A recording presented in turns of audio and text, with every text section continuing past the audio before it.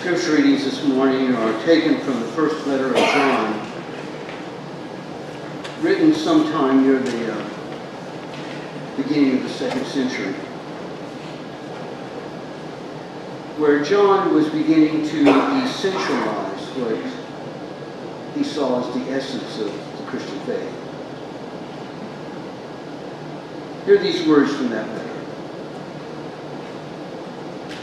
Whoever loves his brother lives in the light, and in him there is no cause for stumbling. But whoever hates his brother is in darkness and walks in darkness and does not know where he is going, because the darkness has blinded his eyes. Later in that same letter, John would write, "We know that we have passed from death to life because we love one another. Whoever does not abide in love abides in death. All who hate a brother or sister are murderers,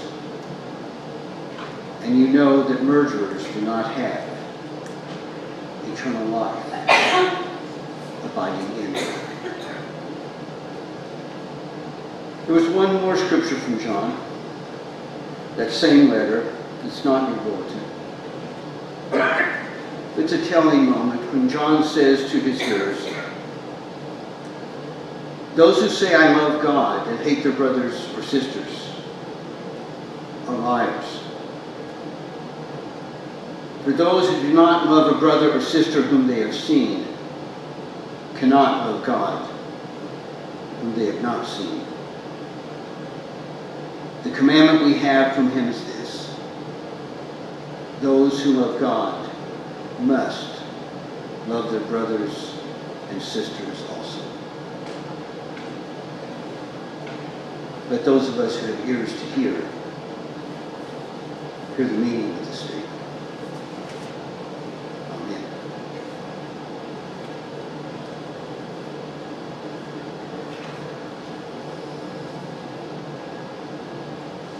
In 1948, at the Democratic National Convention held in Philadelphia, the convention where Harry S. Truman was nominated for his first full term as president. The then mayor of Minneapolis, a young man named Hubert Humphrey, called on the Democratic Party to walk in what he called the sunshine of human rights. Strom Thurmond, the governor of South Carolina at the time, walked out of the convention hall with his fellow segregationists, and with them held a separate convention in Birmingham, Alabama, where Strom Thurmond became the Dixiecrat nominee for President of the United States. Having won the nomination, Strom Thurmond told his alienated Democrat base, "I want to tell you, ladies and gentlemen, that there's not enough troops in the Army to force the Southern people to break down segregation and admit the Negro race into our theaters, into our swimming pools, into our homes, into our churches." Now, for those of you who've grown up in the North, Southern people refers to white Southern people, and Negro was a common way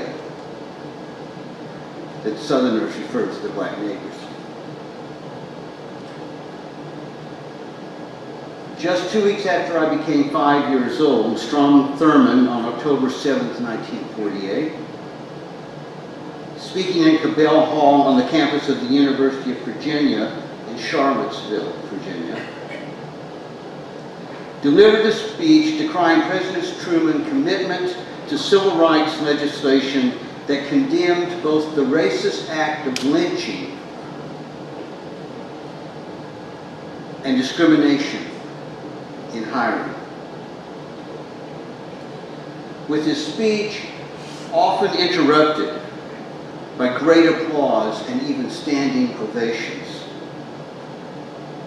Strom Thurmond condemned President Truman's legislation, claiming that what the president was proposing, quote, would undermine the American way of life, and outrage the Bill of Rights. Now, 69 years later, again in Charlottesville, Virginia, near the very place on the campus of the University of Virginia where Strom Thurmond delivered his Maleficent speech in 1948.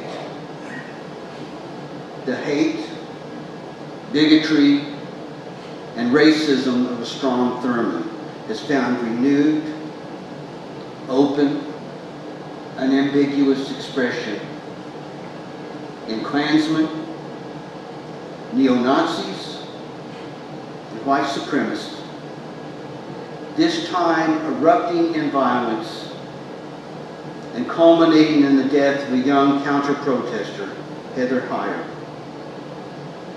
and serious injuries to more than 30 others, when a man aligned with the white supremacist cause deliberately drove his car into them. All of this near the university that Thomas Jefferson founded as a context for enlightenment. All of this near the university founded by the man who wrote our country's Declaration of Independence based on the proclamation, we hold these truths to be self-evident, that all men are created equal, that they are endowed by their Creator with certain unalienable rights, that among these are life, liberty, and the pursuit of happiness. By all accounts, the cohort of hate that is the KKK, the neo-Nazis, and the white supremacists will almost certainly continue to pursue the strategy they employed in Charlottesville, not only in the South, but in other cities throughout the United States as well. We are determined to take our country back, David Dukes, the former Grand Wizard of the KKK, said in Charlottesville. And when the President of the United States clearly took a stand that provided the agents of hate a position of moral equivalency with those who demonstrated for equality and justice, the former Grand Wizard of the KKK, whose stated goal is the establishment of an all-white ethno-state, tweeted, "Thank you, President Trump, for your honesty and courage to tell the truth about Charlottesville."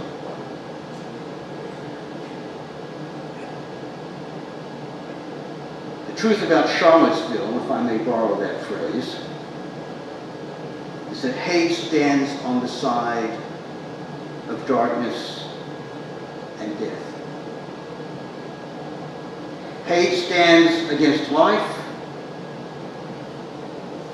and hate stands against love.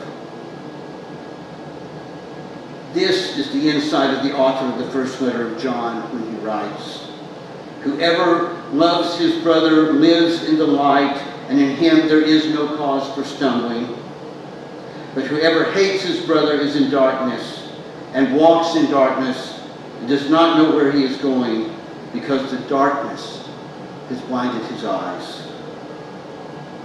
A while later in the letter he would write, "We know that we have passed from death to life, because we love one another. Whoever does not love abides in death. All who hate a brother or sister are murderers, and you know that murderers do not have eternal life abiding in them."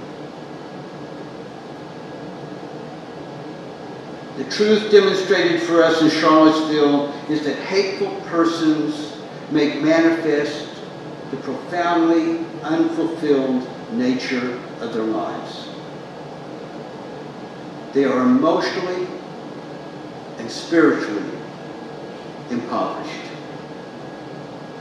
Trapped by fear and a deep, unresolved sense of inadequacy. They are imprisoned by a compelling need to diminish the value of others in the vain hope that diminishment of the other might somehow enhance the worthiness and value they fear is so very lacking in themselves. They seek comradeship and consensus with others of the same hateful orientation as a way of reinforcing the lie that is their perspective. And the delusional idea that having a greater number of people call the hatred acceptable would make it so, and that consensus about the lie would have the power to transform the lie into truth.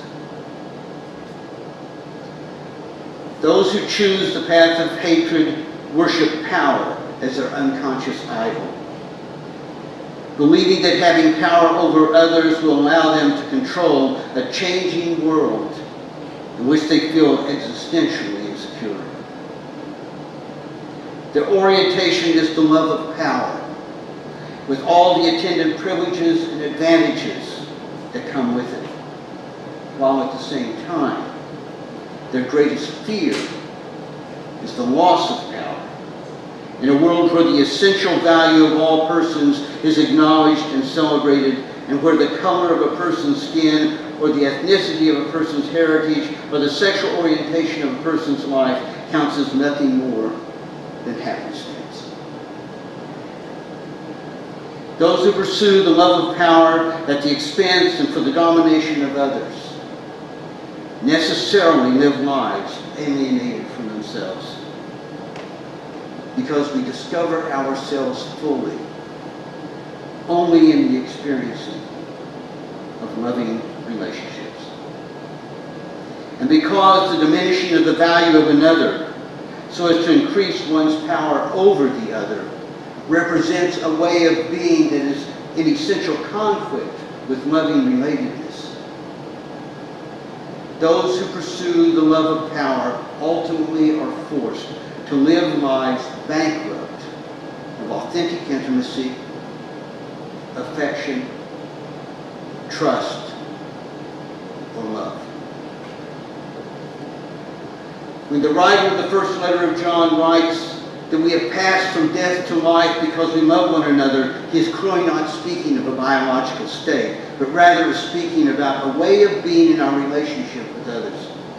And when he writes that whoever hates his brother is in darkness and walks in darkness and does not know where he is going because the darkness has blinded his eyes, the author of 1 John is clearly speaking to those who have lost their way in life, those who are blinded to the real meaning of life, and those who are condemned to live life essentially dedicated to death, destruction, disharmony, and fear.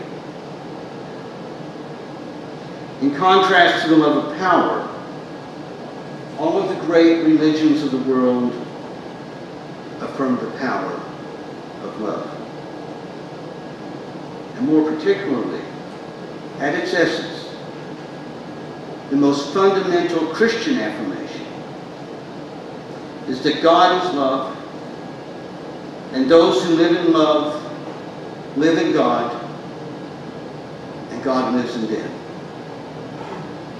It is a celebration that we live and move and have our being in God, and nothing can separate us from the love of God. So the fundamental orientation of the Christian is that love can overcome hate, that perfect love casts out fear, and we ought to love our neighbor as ourselves, and that we ought to love our enemies as well. The problem, of course, is that while we know, as the writer of John reminds us, that this is the message you have heard from the beginning, that we should love one another,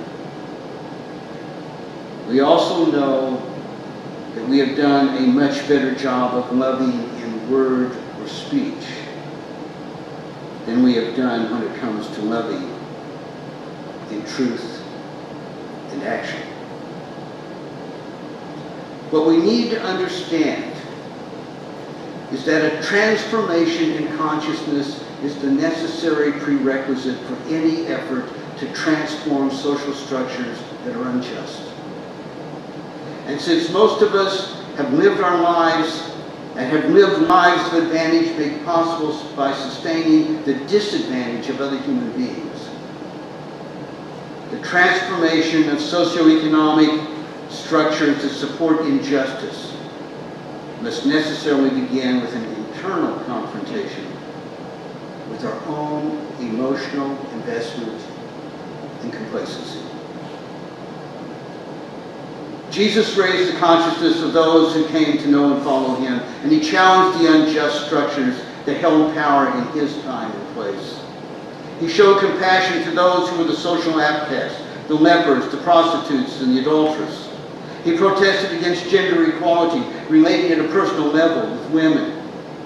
He welcomed the powerless, especially the children. He challenged the racism of his day, especially and specifically in his affirmation of the Samaritans. He confronted the powerful, the money changers, the Pharisees, and the priests. He advocated for the poor, the hungry, the sick, and the imprisoned, and reduced the religion of his day to its essential tenets, love of God and love of neighbor, calling all who would follow him to love one's enemies as well. Jesus knew well and followed Isaiah's challenge to the ruling powerful.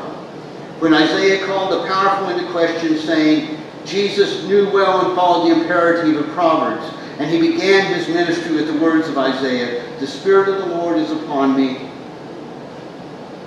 because he has anointed me to bring good news to the poor. He has sent me to proclaim release to the captives and the recovery of sight, those who walk in darkness, to the blind. So let the oppressed go free, to proclaim the year of the Lord's favor." What is clear in all of this for us today, in our time and in our place, is that justice and a commitment to justice is not simply some contemporary liberal political agenda, but rather that it is the moral imperative that most characterized the life of Jesus. It is therefore the moral imperative that most necessarily and must appropriately characterize the life of anyone whose religious faith is committed to Jesus' way of being. But given this, we are compelled by integrity to ask the question, how much do we really believe in the power of love? And if we believe in it, how willing are we to live our lives expressing it, offering it, inviting others to join in it? To what extent are we willing to move from loving in word or speech to loving in deed and action, not just with those with whom we feel safe and comfortable, but with those we have described as the hateful, the KKK, the neo-Nazi, the white supremacists, whose actions we abhor, but whose lives might be benefited by our understanding, our caring, and our compassion. Are we so afraid of them that our love cannot cast out even our own fears, much less the fears of others? Or does our belief in the power of love compel us to reach out to them, to attempt to be a beneficial presence with and for them, even to identify them with them in the sure knowledge that each one of us has the inherent capacity for hostility, insensitivity, diminishment of others, and even the hate that we see only more explicitly expressed in them? Let he who is without sin cast the first stone, Jesus admonishes those who be condemning the conduct of another. Is it not appropriate for us to heed Jesus' admonition? Perhaps then we could all begin by owning our own individual histories. Histories in which we ourselves have either actively participated in unloving acts toward others, or passively stood by silently while witnessing unloving or even hateful acts toward others. We might find it to be free to remove the log from our own eyes before we make an issue with a speck in the eye of the other. Then too, we might want to inventory the many ways in which we have been the beneficiaries of living life in a nation that historically founded much of its economy on the forced labor of black slaves and pursued its expansion by the genocide of indigenous people. We might find an ability to be more patient with others who were carefully taught that their racist behaviors and attitudes were the way things were meant to be. Indeed, we're taught even by the church that their racist behaviors and attitudes were the way God meant them to be. Then finally, we might want to consider how it is that we could more effectively present our commitment to the power of love, not by just condemning the hateful, divisive, and violent attitudes and actions we have so recently witnessed in places like Charlottesville, but by articulating and living out a positive and compelling way of being that witnesses to the life-enhancing possibilities of what loving relationships and loving communities could be. We can begin this witness to the power of love here in our own community of faith, but we must always remember this. Loving is more than a warm or even deep-felt feeling. Loving is a conscious decision to pursue an authentic way of being that seeks always and only the beneficial enhancement of another's life. So let us live in the light of love. Let us have compassion for those who are lost in the darkness of hate. And let us bring the light of love to the darkness of hate and the sure knowledge that the darkness